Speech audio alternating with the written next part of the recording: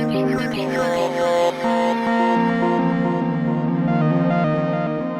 name is Jess Posner, and my pronouns are she and they, and I am the Virtual Programs and Membership Director at the YMCA of Central New York. It is my pleasure to welcome you tonight to the final event in our month-long speaker series focusing on mental health awareness. Our speaker tonight is Chris Kosakowski, MSW, the Campus Project Advocate Educator from Vera House, Inc. His talk is titled The Intersections of Violence: How Does This Affect Our Mental Health? And I'm very excited to learn from Chris tonight. Within the next week, I'll be sending out some links to all of the recordings from this month's series, so please feel free to watch and share those widely, and to make use of these wonderful mental health resources that have been brought to us by our community partners. They'll be available on our YouTube channel as well as our virtual Y page. A few announcements. I would first like to wish everybody a very happy start to Pride Month and let you know that for the first time, actually, the Y is going to be offering a variety of virtual programs throughout the month to celebrate Pride. This has been a true labor of love for me, so I'm really excited to share it with you. We have a bunch of stuff going on, including a virtual speaker series, which will be happening Monday nights at 5 p.m., featuring a diverse group of Central New York-based LGBTQIA+ activists and organizers, a workshop for LGBTQIA+ allies presented by the Q Center at ACR Health, who we heard from last week, actually, and much more. You can learn all of that by logging on to ymcacny.org, scrolling down to what's happening at the Y, and then select the first article there, which is titled Pride 2021. I'll post that link in the chat for you guys so that you can take a look at that if you would like. So I'm going to just paste that right in there. And that is the blog post that contains all of our Pride programming. A little bit of housekeeping. If you've been here before, you know this drill. You'll notice that you are automatically muted when you entered. This is to help maintain a pleasant experience for everybody. Please keep your sound muted unless we're having a conversation in the Q&A and you're invited to do so. But please do feel free to use the chat. I'll be monitoring it, so you can feel free to shoot questions and comments or anything in there for the Q&A session following the presentation. I will be spotlighting our speakers tonight, which will highlight them on your screen when you have the presenter view selected. To turn that on, please click in the upper right-hand corner of your Zoom window and then select presenter view. We are recording the session, and any publicly shared version of this video will include only my and the speakers' feeds. So if you do end up coming on later, I will make you anonymous. So without further ado, it is my pleasure to introduce Chris Kosakowski. Chris Kosakowski, MSW, is an advocate and educator for Vera House, Inc.'s Campus Project team and has been working in the domestic and sexual violence field for over 5 years. Chris has a background in direct service, clinical, and prevention work, and is currently focused on engaging with college campuses in the prevention of these issues. Chris works to engage with individuals through empathy, humility, and an appropriate level of sarcasm and humor to have deep dialogue and social change. I'm going to just spotlight Chris here and turn it over to him. Thank you so much, Chris. Awesome. Thanks, Jess. That was quite the intro. Much more formal than I'm used to, so I appreciate that.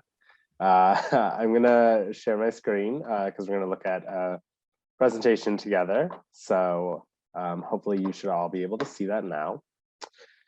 So as just mentioned, we're going to be talking about the intersections of violence tonight and how does that affect our mental health. Really light topic for this gorgeous June evening. So let's dive right into it. So again, my name is Chris Kosakowski, and as Jess mentioned, I'm the Campus Project Advocate and Educator. My pronouns are he, him, his. I've been with Vera House on and off now for, gosh, 5 or 6 years, doing this work in the domestic and sexual violence field. Prior to this, I've kind of run the gambit of different areas of social service in the Central New York area. But I really have a passion for having conversations about, what exists in our society that are social norms that uphold violence, and how can we, all be engaged in conversations and in actions that can help to create a world free of violence and abuse. So tonight we're going to be looking at how we can understand violence, how we can define trauma, thinking about the brain and how that responds to these things through trauma responses, and what that means when we're talking about how violence intersects and how that affects our mental health, and then how we move forward knowing some of this information. So let's begin by unpacking violence. So what do we mean when we say violence? Typically, when we talk about violence, we think about it in this construct that there's different forms of violence or abuse that exist, that there's verbal abuse, how we use our words to harm others, how people use their words to harm others, I should say. We have emotional abuse, how the impact of usually our words or actions can affect individuals. Physical violence and sexual violence also exist along this continuum of harm that exists in how we traditionally understand violence, especially in relationships. For tonight, I want us to really expand our thinking when it comes to what does it mean when we say violence or harm. And just as a bit of a trigger warning, since we'll be talking about mental health, as we're going through the conversation tonight, I'm being from the domestic and sexual violence world, going to be talking a little bit about some of those behaviors that exist within that, but nothing too in-depth or graphic. So as we're having this conversation, do what you need to do to take care of yourself, because we will be delving into it a little bit, but hopefully nothing too, graphic. When we're talking about violence, it's important to think about these kind of traditional models for what violence, especially in relationships, can look like. But it is important to recognize that violence looks like more than just that. The violence comes in a lot of different forms. Domestic and sexual violence exists within relationships, usually between intimate partners, but it can be from other individuals as well. But also forms of violence like racism, sexism, homophobia, transphobia, ableism are all forms of violence that do intersect when it comes to how an individual is navigating the world. Individuals face various forms of oppression at times, and each of those has an impact and can have a harm. It's important to look at how many forms of violence do exist within our society, because individuals don't just experience one of those at a time. Oftentimes, folks can be experiencing multiple forms of oppression at once, at different points in their lives, by one individual, by multiple individuals, by our society at large. Violence comes in many different forms. And when we're talking about these different forms of violence that a person can be experiencing, it's important that we highlight this term here, intersectionality. Intersectionality is a term that was coined by a feminist scholar, Black feminist scholar, Kimberly Crenshaw. I did not coin this term, and I would not want to take her great work away from her. This is not her definition, but for a framework that I like to utilize when understanding intersectionality. It's really a tool that allows us to think about how systemic oppression in a broad context and emphasizes an individual's experience in an effort to understand privilege and power. So that's a lot of words to mean that as an individual, we do have all of these, and I think this graphic on the right here helps to understand this. We have all of these different aspects of who we are as an individual. We have our race, we have our education level, our sexuality, our age, our ability status, our gender, our ethnicity, culture, language, class, and dozens of other categories that we all fall into as human beings. Some of those are categories that we self-identify with. Some of them can be categories that society puts us into based on perception or based on, limited language for how we understand certain things. What intersectionality means is that picture all of these different forms of identity as different lines that intersect in the middle, and that middle dot is who we are as a person. We're not just our age, we're not just our gender, we're all of those things at the same time. There are not a lot of identities that we can choose other than things like job or hobbies that we can just choose to step in and out of. We're usually all of those things at the same time. And what intersectionality does, it highlights how the unique experiences of people based on that intersection changes from person to person. So for example, I'm a mixed race, 29-year-old. I had to think about that for a second. I'm turning 30 this year. 30-year-old, able-bodied, gay man in central New York.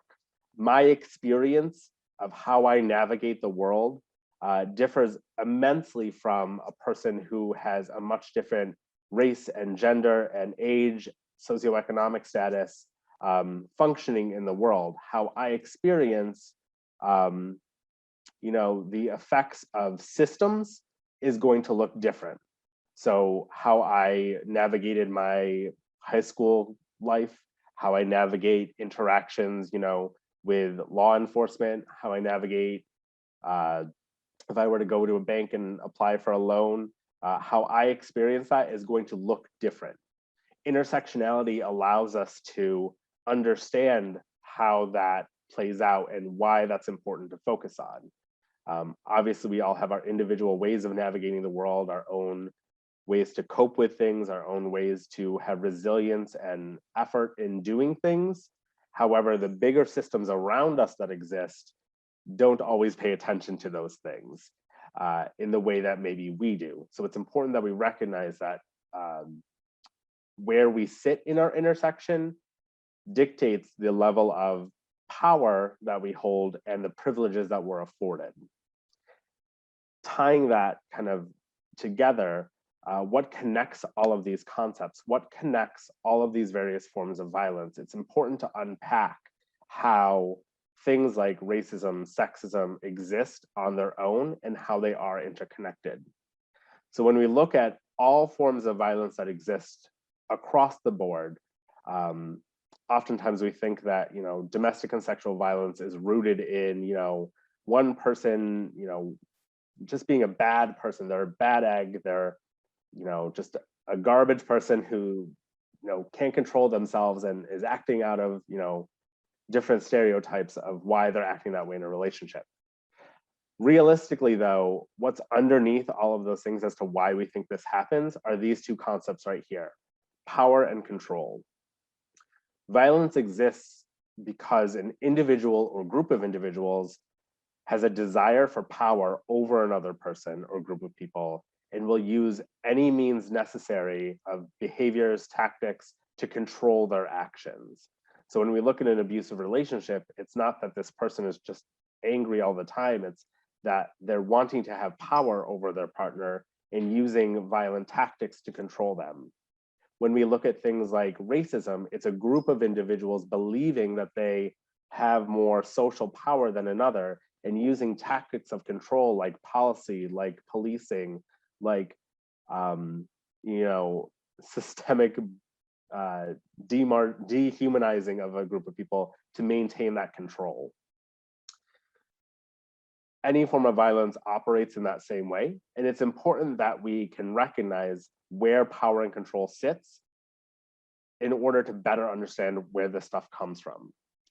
If we're able to understand that power and control are the root causes of forms of violence, it can help us in understanding how we can work with individuals who are experiencing forms of harm and also work to dismantling the systems that uphold power and control for these individuals.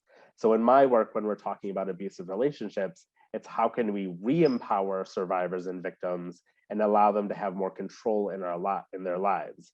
When we're looking at combating racism, it's looking at what groups hold positions of power and shaking that up, dismantling that, and dispersing control equitably amongst individuals.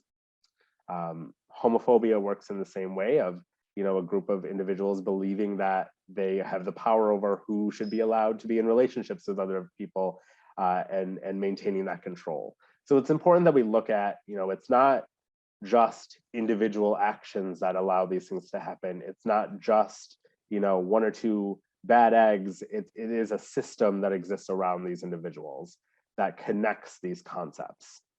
And again, looking at this through an intersectional lens, If a person is in a relationship and experiencing a form of abuse from their partner, they're also existing within a society that might be putting forms of harm on them through policies, laws, control of where they're allowed to live, who they're allowed to engage with, that's further pushing their power out of their hands.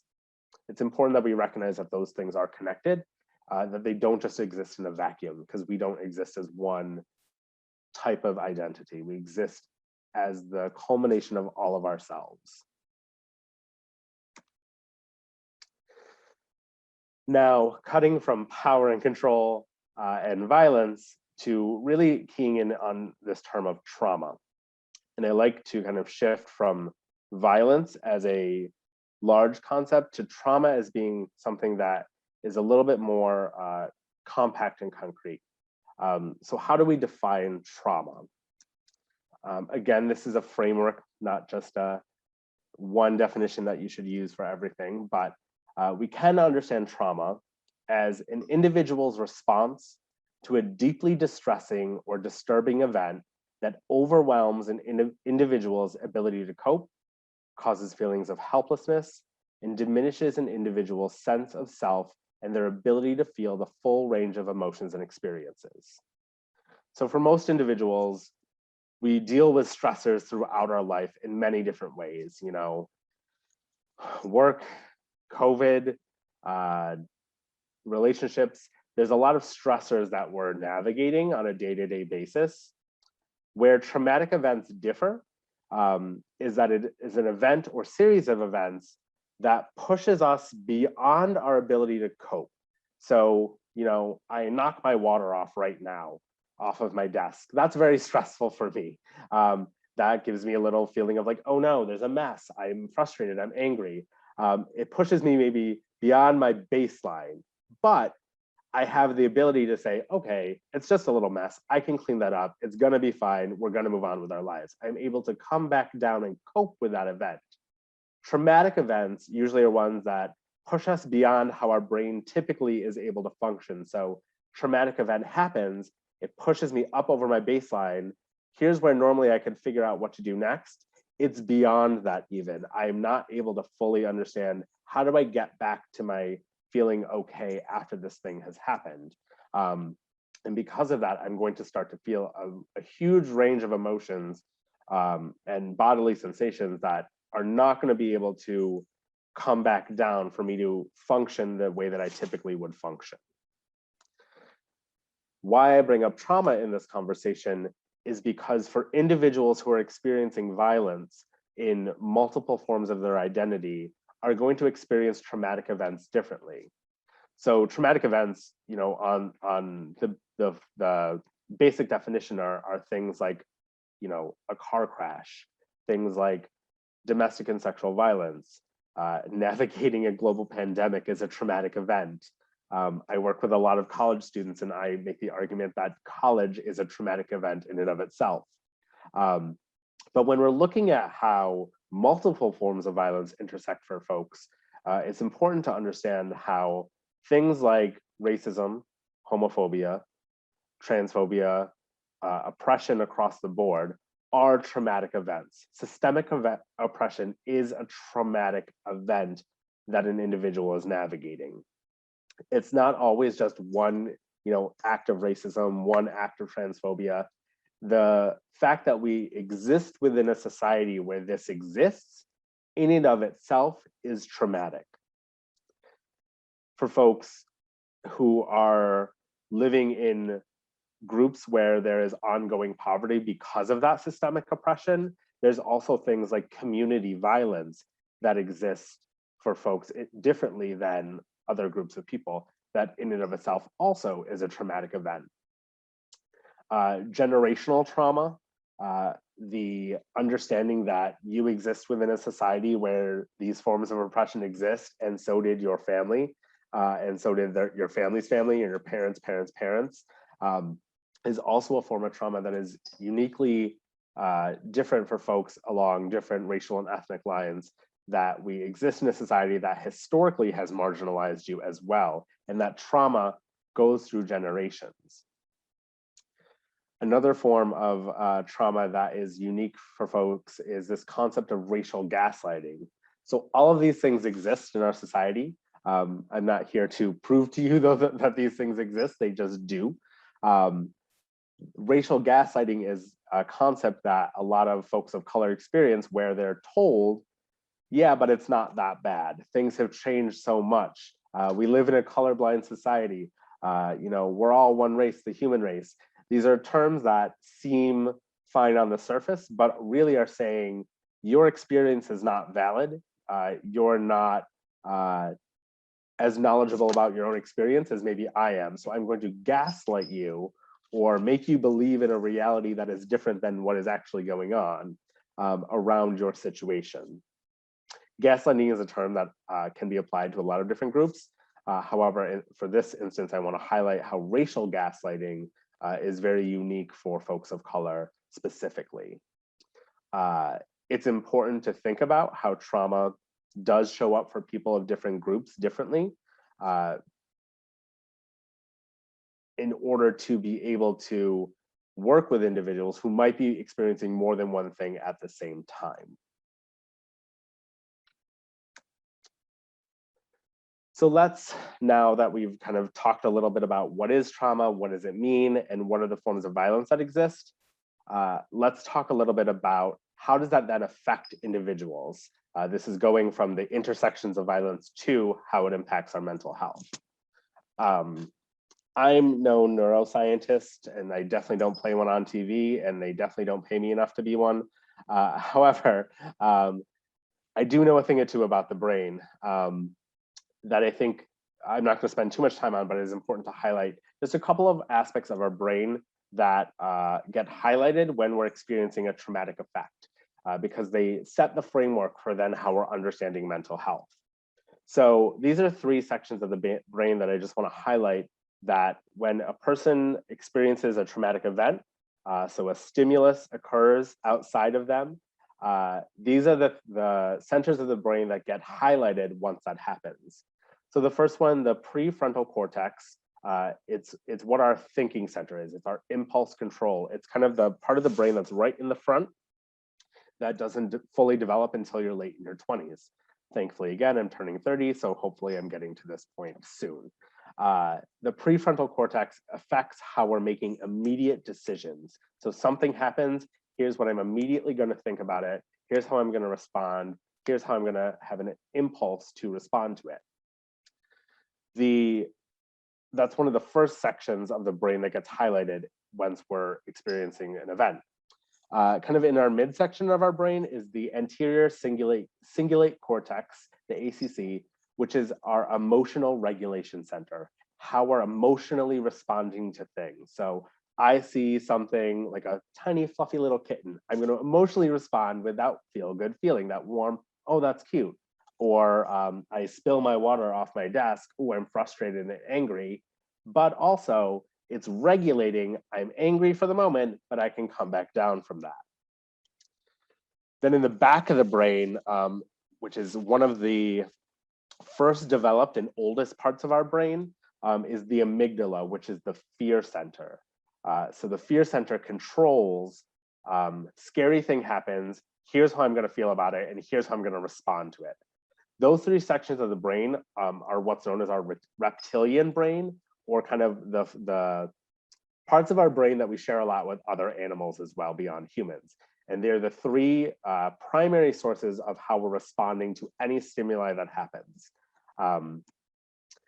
They control a lot of different things, how we're logically thinking about things, how we're understanding a linear timeline of what's happening, our reactivity to things and our emotional regulation around that, our attention to detail, and how we're both remembering and perceiving our memories.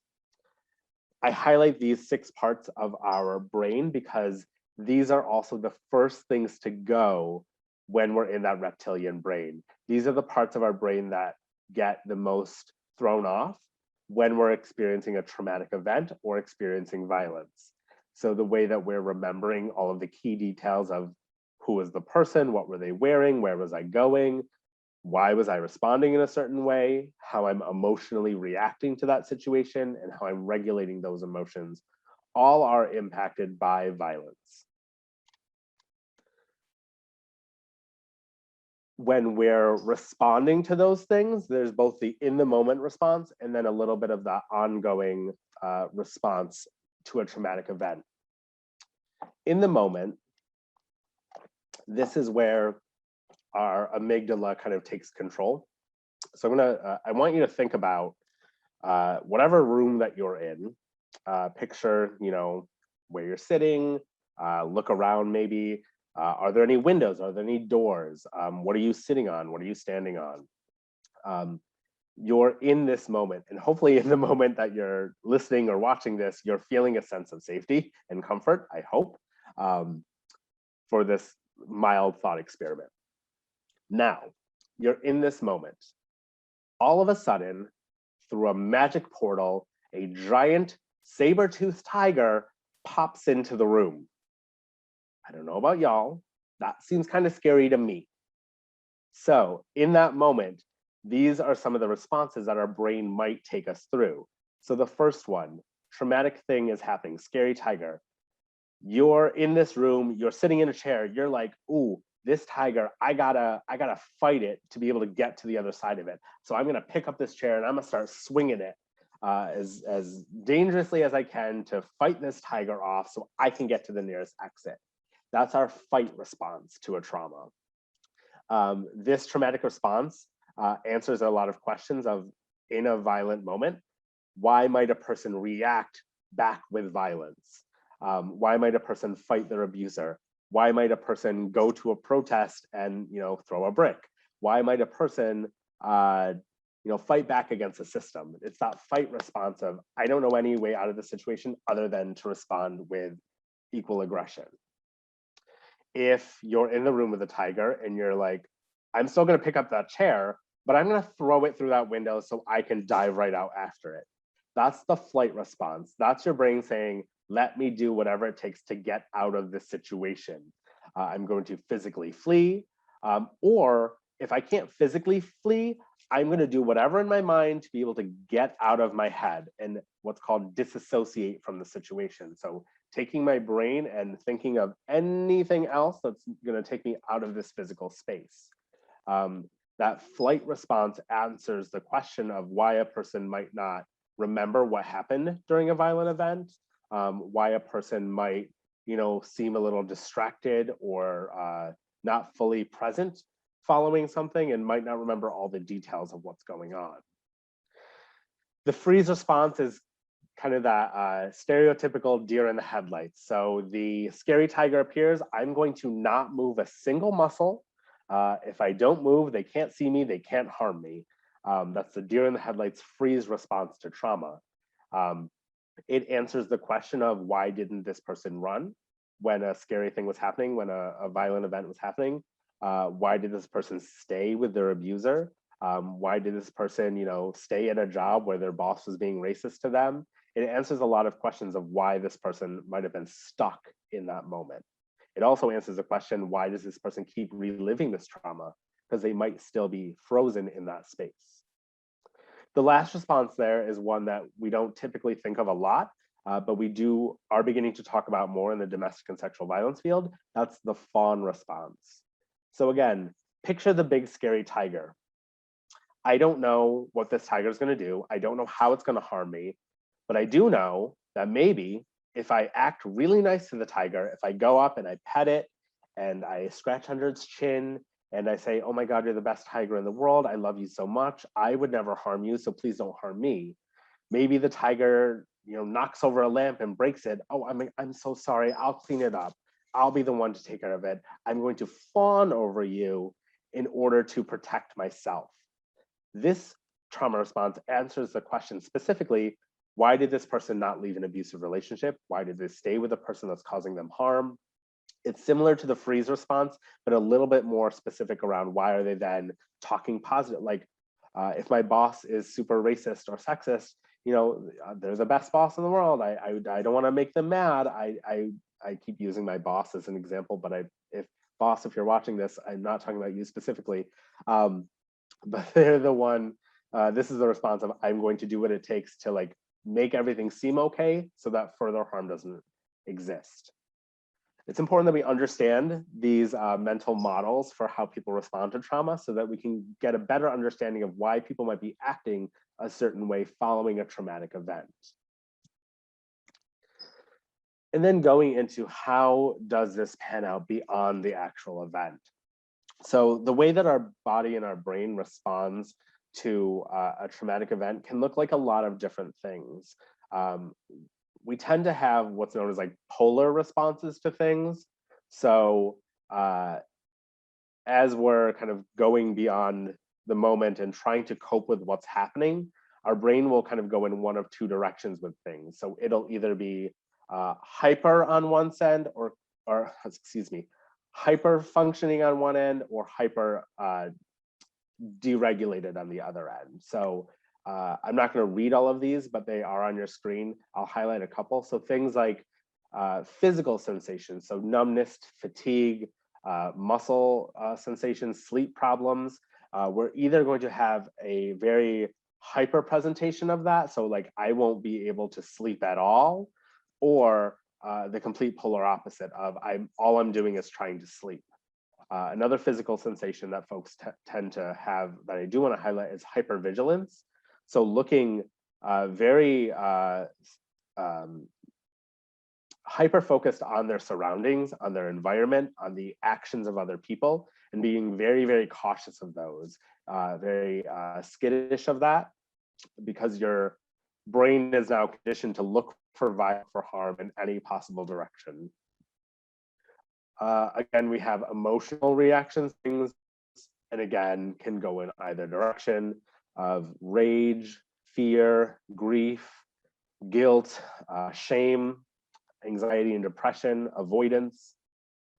On the bottom left, spiritual responses to things. So this is where feelings of hopelessness can come into play. Feelings of identity trauma, identity crisis tend to come up. People might have a very big loss or increase in system might hold about religion, about themselves, about other people. Those are all skewed following a traumatic event.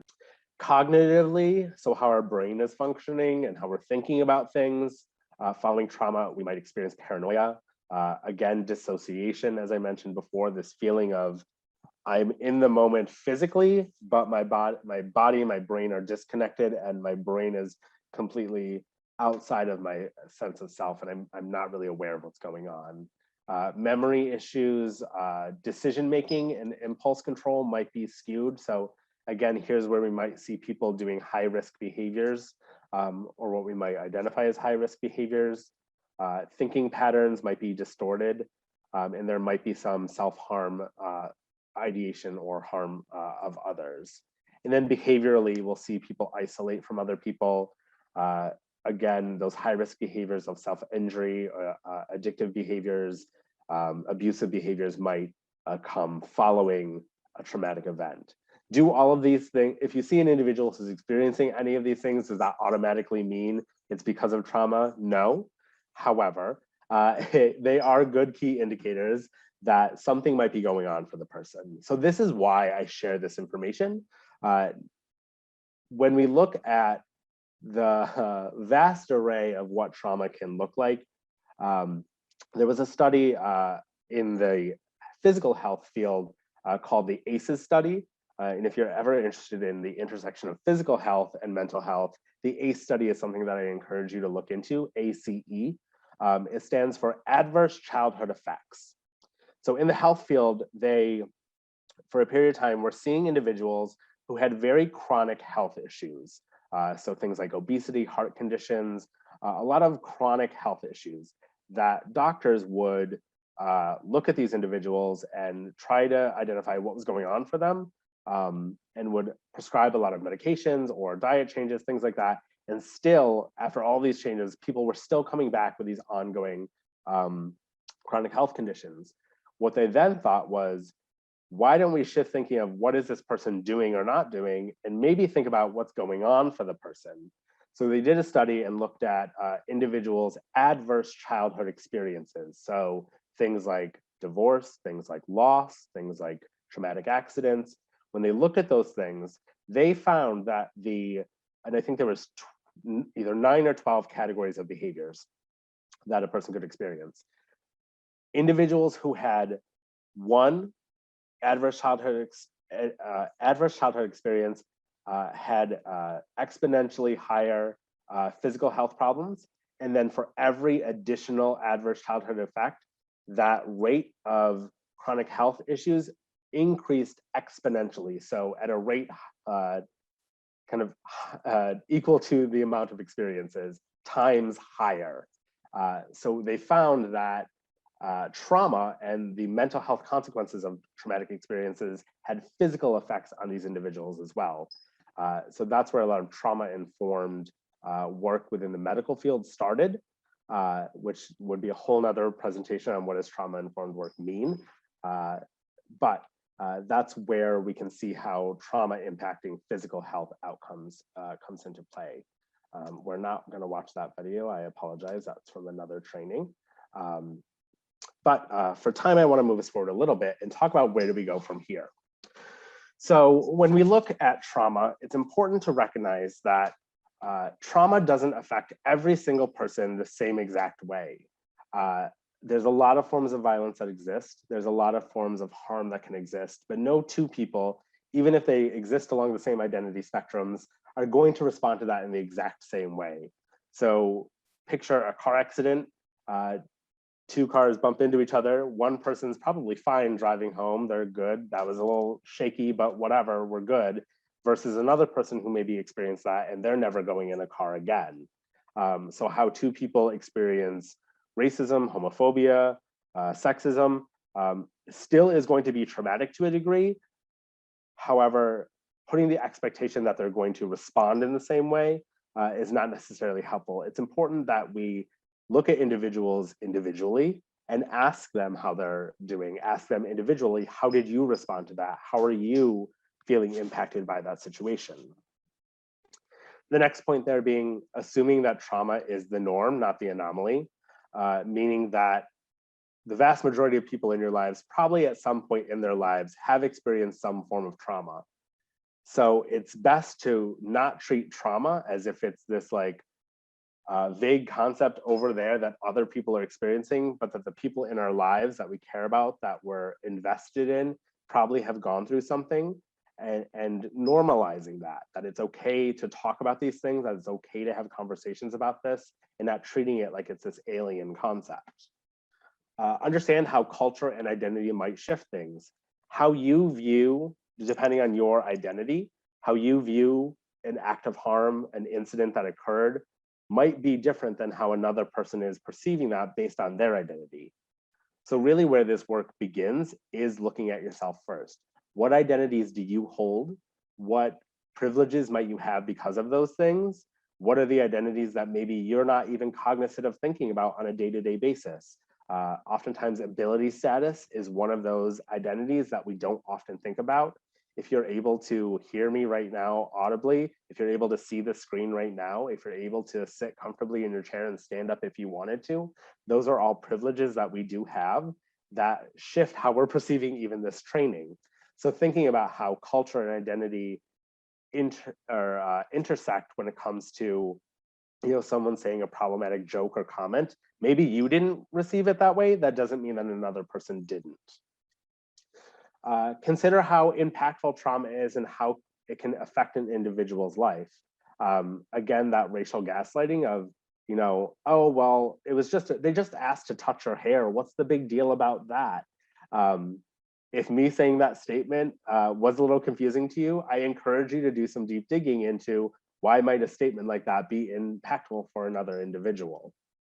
Again, we don't have time to unpack all of that, so this is your homework following this training. Doing things to avoid re-traumatizing or re-triggering a person. So just being cognizant of how our words and our actions do impact other people, and how we can, maybe bringing up a really traumatic, violent incident in the community at the dinner table might be triggering for someone, or in an office meeting, just being more conscious of how our words and our actions might be impacting other people. So being cautious of our language, our intention versus our impact comes into play, that maybe we're not intending something to happen, but it can still cause an impact. So we need to focus on what that impact is that we're potentially creating. And then this concept that I really just want to leave you with of coping versus surviving versus thriving. So how violence occurs in our society and it does impact our mental health, paying attention to how people are coping with that. How are you handling that in the moment, right now, in this space?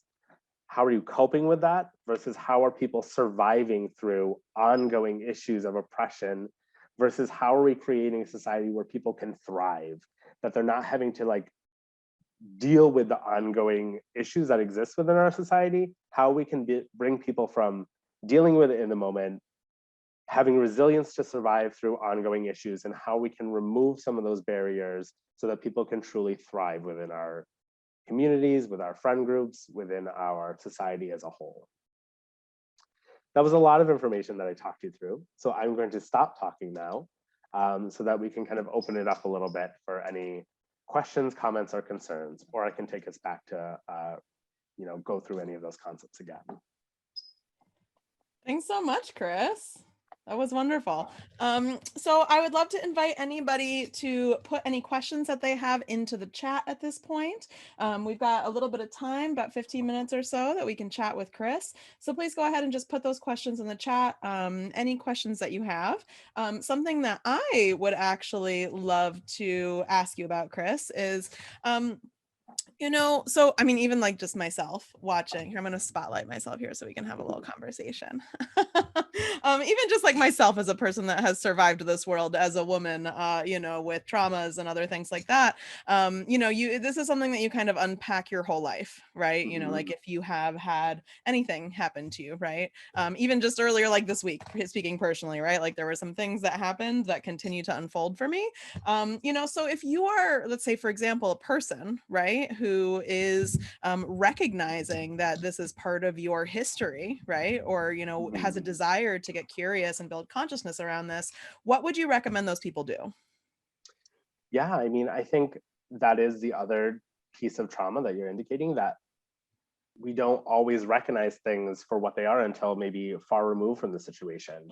I think depending on what's going on, really keying into like, as you're processing what's happening, noticing what's going on for you. Am I, feeling a lot of physical and mental sensations that maybe are pushing me beyond my ability to cope with this situation in remembering it? Keying into that and listening to what your body is saying of, do I need to, develop my own coping strategies for this? Do I need to, explore talking this through with another person or a trained professional? Do I need to, examine what the situation was that was causing that?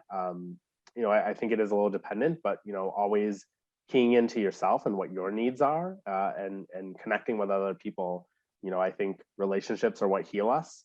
And finding either other people who've gone through it or other folks who might have a level of expertise to be able to process that with. Thank you. Could you also share maybe some of the resources that Vera House specifically offers?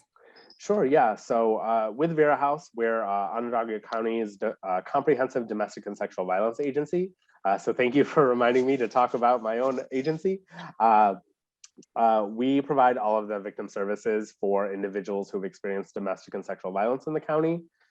So what we're primarily known for is our emergency shelter services, where individuals of any identity can come following a unsafe situation for temporary safe housing following a domestic or sexual violence incident. We have our clinical team that are trained therapists who specialize in the trauma that surrounds sexual assault. We also work with youth who have experienced violence within the home. So if an individual has experienced sexual violence, we're able to help them, or sexual harassment. We have advocates who work with systems and helping individuals navigate, okay, so maybe I want to go a court route, maybe I want to engage with law enforcement, maybe I need just some support in figuring out what systems are around my situation when it comes to domestic and sexual violence, and some emotional support along the way. That's what advocates are designed for.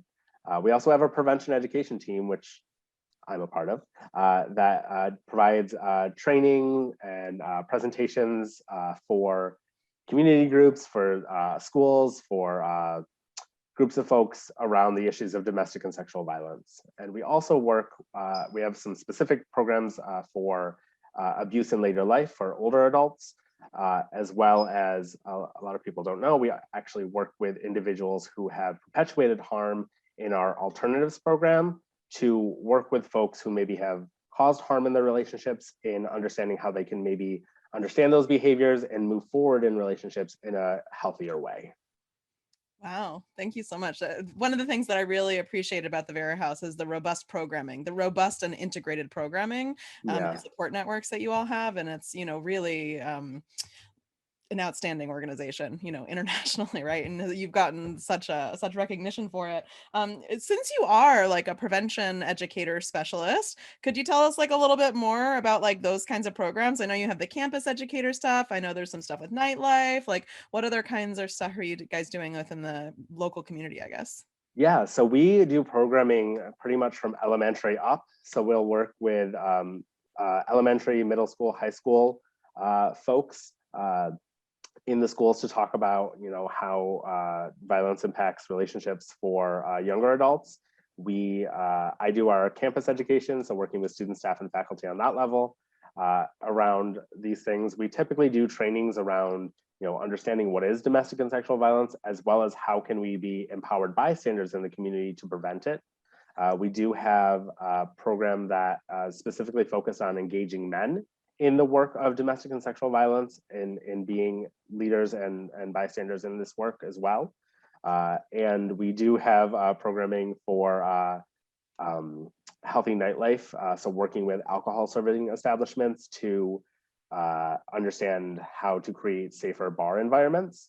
And I also do, aside from our campus work, our workplace sexual harassment initiative that's designed to look at how can we have workspaces that are free from sexual harassment and healthy, respectful workplaces.